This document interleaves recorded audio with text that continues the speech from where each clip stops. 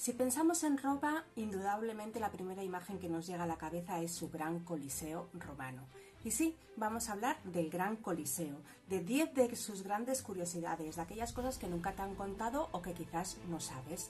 Comenzamos entonces la cuenta atrás. Número 10. Su nombre. Todos le conocemos por el Gran Coliseo romano, pero su auténtico nombre es Anfiteatro Flavio. ¿Esto por qué? Porque intenta ensalzar la figura de los Flavios, una familia recién llegada al poder que después de unas convulsas guerras intestinas o guerras civiles dentro de Roma, que a lo largo de 5 años dejan ni más ni menos que 11 emperadores atrás, pues esta familia se quiere instaurar como la definitiva, no como una usurpadora, sino como una gran promesa de futuro. Es así como proyectan la construcción de este gran anfiteatro, que recibirá el nombre de su familia, Anfiteatro Flavio, y que constituirá el objeto y la imagen de poder que quieren dar al pueblo. ¿Cómo es entonces que todo el mundo le conoce por Coliseo? Pues por azares de la vida. Es así que justamente en esos terrenos el gran emperador Nerón mandó construir una serie de palacios y de casas propias simplemente para su disfrute personal y de su corte. Esta se llamó la Domus Aurea, y a la entrada, que es justamente donde estaría hoy situado el Coliseo romano, puso una estatua enorme de su persona de unos 30 metros de altura, con un pedazo pedestal que también lo hacía todavía más grande. Entonces pues mucha gente te habla de 38 metros de altura en total, de bronce, del propio Nerón, como hemos dicho, deificado como el dios Helios, el dios del sol, con unos grandes rayos que emitía desde su cabeza. Esto es porque tenía un ego muy pequeño, ya vemos. El caso es que cuando este emperador cayó en desgracia, esta gran escultura no se quiso tirar y se recicló, simplemente se sustituyó su cabeza por una más estándar y se dejó esta titánica obra como un monumento al dios del sol. ¿Qué pasa? Que este era tan enorme que todo el mundo le empezó a reconocer como el Coliseo, y como estaba a la entrada de este gran anfiteatro, por extensión terminó llevándose al propio teatro Coliseo.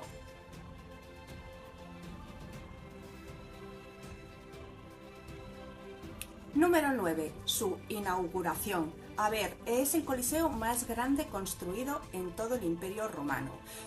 Tenemos a Tito entonces en el poder, que es un emperador que ha llegado por logros militares y quiere consolidarse en el pueblo pues con más habilidades, y quiere ganarse, como no, pues a la gente. ¿Y qué es lo que hace? Pues convoca una inauguración por todo lo alto. 100 días de juegos seguidos, ininterrumpidos para todos. Todos contentos, 100 días de fiesta, eso se apunta cualquiera. Y es así como los espectáculos se sucedían uno tras otro durante 100 días. Imaginaros el jolgorio y lo que se convirtió en Roma en esos casi 3 meses. Eran muy populares los enfrentamientos entre distintas bestias, llamadas las venationes. ¿Qué es lo que hacían? Cogían distintos animales, que evidentemente agresivos o muy corpulentos o muy llamativos, sobre todo exóticos, que no se conocían o que fueran de lugares muy recónditos, que sorprendieran primero por su físico, porque nunca habían visto a ese animal allí, y luego les enfrentaban entre ellos. Así nos encontramos enfrentamientos entre un toro y un oso, entre un rinoceronte y un león, en fin, todos los animales que os podáis imaginar. Allí se presentaban jirafas, se presentaban cocodrilos, hipopótamos, bueno, una ristra de animales inimaginable. De hecho, para alimentar las ansias de animales exóticos a la Gran Roma, se calcula que durante todo el imperio, probablemente en la zona norte de África había un elefante que era autóctono de esa zona y que probablemente le extinguieron en esta época por querer llevarse el máximo número posible para estos juegos circenses.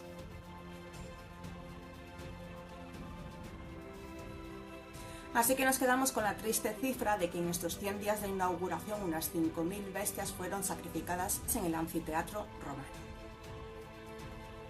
Número 8. Las naumaquias. ¿Qué es este nombre tan raro? Pues ni más ni menos que batallas navales. Sí, señor, están oyendo bien. Batallas navales en el anfiteatro romano.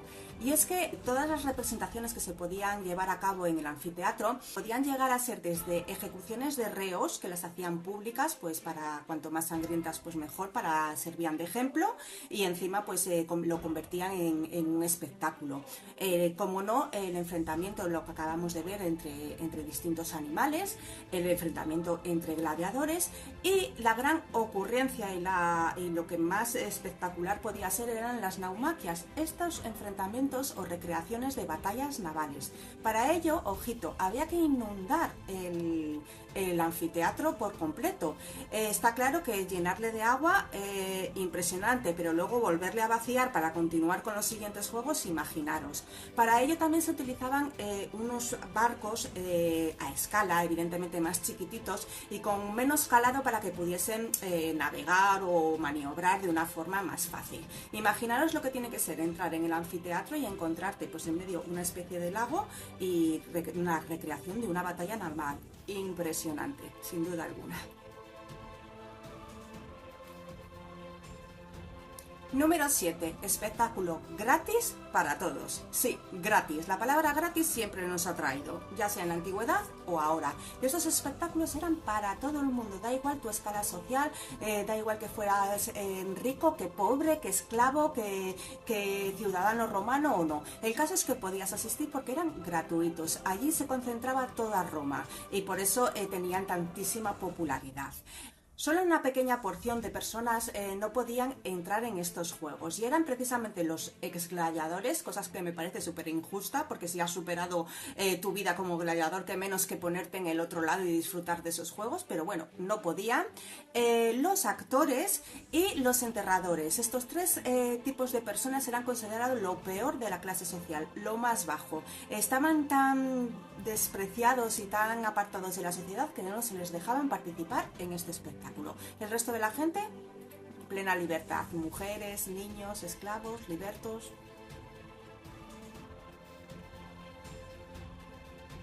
Que entrara todo el mundo no quiere decir que todo el mundo se sentara igual, ojito. Para esto siempre ha habido estratos y clases. Había unas entre 70 e incluso llegó a haber 80 puertas de acceso o de entrada. Y se llamaban vomitorios. La verdad que la palabra nos suena un poco así, pues porque hoy lo asociamos pues eso, a vomitar. Y realmente viene de esta expresión, pero no como hoy lo entendemos, sino como el lanzar, el expulsar, el echar gente o repartir gente de forma muy rápida por el graderío. Tú ten en cuenta que tenía una capacidad de unos 50.000 espectadores y por esos vomitorios o esas puertas se podían distribuir en menos de 15 minutos. Era la verdad que una maravilla para colocar a la gente en su sitio. Había, como he dicho, también estratos sociales. Las primeras filas, las más cercanas, había un palco imperial, que era donde se sentaba el emperador con sus allegados, evidentemente, y las otras más cercanas estaban destinadas pues a la clase social más alta, a los nobles, a los sacerdotes y, como no, un palco también especial para las vestales, las vírgenes vestales. Estas eran unas sacerdotisas, una gran curiosidad porque eran todo mujeres y estaban en primera línea, era de lo mejor y de la creen de la nobleza romana. Se creía que de estas sacerdotisas dependía la eternidad, la perdurabilidad de la gran Roma y por ellos tenían un gran prestigio, pues estas estaban también alante del todo. La zona más o menos de la mitad, pues clase media, y los últimos palcos, los más alejados, los que estaban más atrás o en el tercer piso, donde se veía peor, evidentemente, ¿para quién? Pues para los hombres más pobres, para las mujeres, para los esclavos y para los demás. Pero en fin, la verdad que el anfiteatro estaba tan bien construido que tenía muy buena visibilidad desde cualquier punto.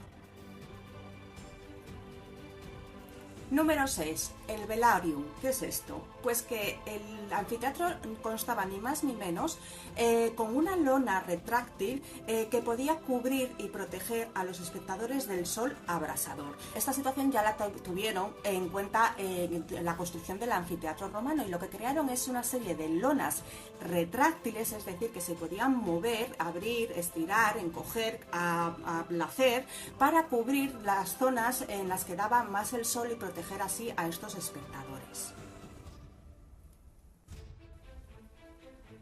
Esta lona estaba dividida en distintas secciones, con más de 200 mástiles y una serie de cuerdas, de engranajes, de poleas. El manejo de este velarium era muy complejo y no lo podía hacer cualquiera. De hecho, se destinaba esta labor solamente a los marinos de la flota de Miseno, que eran famosos pues, por su gran habilidad al mover las velas de los barcos y por su tremenda destreza. Ojito con el velarium, que no nos volvemos a encontrar en un estadio deportivo algo similar hasta 1961. Realmente el Civic Arena, que se encontraba en Pittsburgh, Pensilvania, Estados Unidos, es un estadio que actualmente no existe porque fue derruido, pero que contenía también una especie de lona retráctil. Ojito con el ingenio romano, ¿eh? Número 5. Los fornix. ¿Qué es esto? Pues fornix en latín significa algo así como abovedado y da nombre a las zonas que son abovedadas o a los arcos pues, que tienen esta forma de medio punto. ¿Qué es lo que ocurre? Que es la palabra fornix hoy ha derivado en nuestra palabra fornicación. ¿Y a qué viene esto? ¿Qué tiene que ver un arco con esta palabra que nosotros usamos actualmente, ese contexto?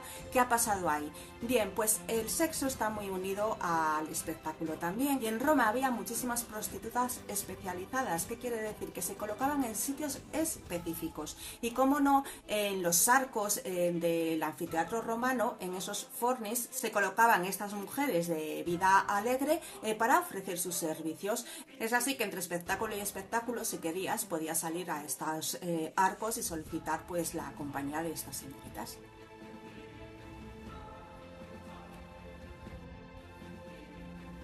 Número 4. Se tardó solo 10 años en construirlo. Esta maravillosa obra de la ingeniería romana solamente tardó 10 años.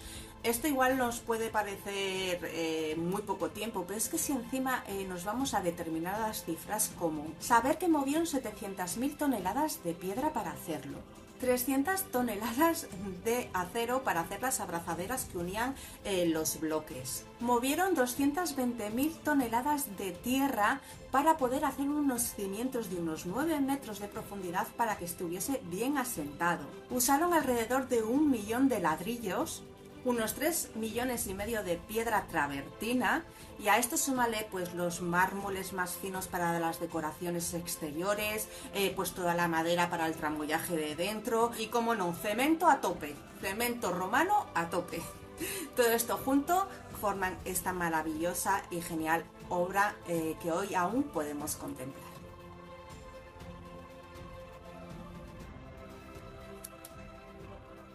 Número 3, y esta es mi favorita, son las puertas de la vida y de la muerte. Y es que sí, el Coliseo era como una especie de mini Roma, representaba todo lo que tenía que ser la sociedad, era como un mini cosmos. Allí se concentraba toda la gente, pero se organizaba en estratos sociales, como hemos visto, y todo tenía como una simbología y una representación. De tal forma que en la arena, las puertas por donde entraban y salían tanto las bestias como los gladiadores o los reos, tenían esa simbología. Se encontraban cada una en una punta, enfrentadas, y una era la puerta de la vida y otra era la puerta de la muerte. La puerta de la vida recibía el nombre de Porta Triunfalis y por ella entraban a lo que es la arena pues todos aquellos que iban a participar en cualquier tipo de juego, gladiadores, bestias o condenados a muertes. Era como un renacer, como un llegar a la pista romana donde delante del pueblo se exhibían pues como un nacimiento. Después de los juegos, solamente los que sobrevivían o los gladiadores que habían salido triunfales también salían por esa misma puerta, por la Puerta Triunfalis. ¿Por qué? Porque era como un renacer. Habían experimentado todo ese ciclo, toda esa representación de la dureza de la vida y habían triunfado, entonces merecían salir por esa puerta. Por contra estaba la Puerta Libitinensis, que es la puerta de la muerte. Recibe este nombre por la diosa Libitina, que era la diosa de la muerte en el mundo de los romanos. Y por ella evidentemente salían aquellos que no habían superado la prueba en la pista o en la arena del anfiteatro. Salían por allí entonces pues todos los cadáveres, tanto de gladiadores como de ejecutados, y también de las bestias. Número 2. Efectos especiales. Sí, estáis oyendo bien. No hay un espectáculo que se precie que no tenga unos buenos efectos especiales que acompañen pues, a todo lo que acontece dentro del estadio. Y el anfiteatro Flavio no era menos. Debajo de toda la arena había una estructura, se llama esta zona el hipogeo, y estaba lleno de estructuras y de tramoyaje. Allí había celdas pues, para las bestias, que estuviesen contenidas y que estuviesen pues, evidentemente cuidadas antes de utilizarlas en la arena. Zonas donde estaban los gladiadores que iban a salir, pues imaginando, haciendo sus rituales y sus peticiones a los dioses pues, para salir airosos. Había también una zona con celdas pues, para los reos, para aquellos que iban a morir en ejecuciones públicas. Y entre todo esto pues, había una serie de engranajes, de estructuras de madera, de gente y esclavos que tenían que manejar todo esto para crear unos efectos especiales en la arena. ¿Y cuáles eran estos?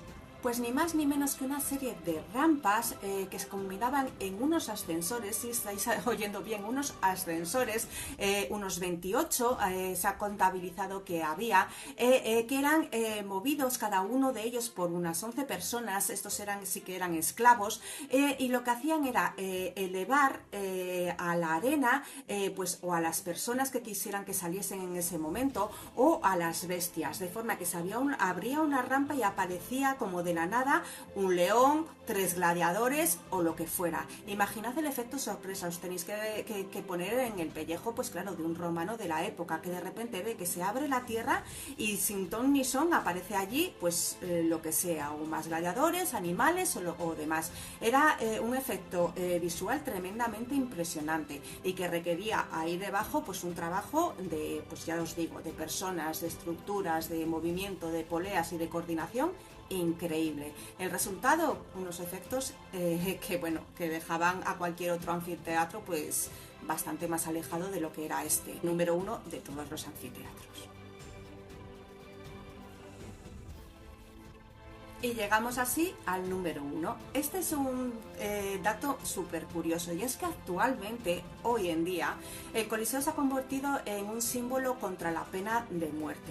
Y es que siendo un sitio tan representativo de la muerte, de la crueldad y de lo que puede ser pues la exhibición pública de reos y hacer un espectáculo de ello, hoy en día se ha convertido en un símbolo. ¿De qué manera? Pues que cada vez que en algún país o en algún sitio se anula, se abole o se conmuta una pena de muerte, el Coliseo permanece 48 horas iluminado durante la noche. Es una forma pues como una especie de faro, de vela encendida hacia la esperanza, y se lleva haciendo desde el año 2000, por lo menos que yo tenga constancia.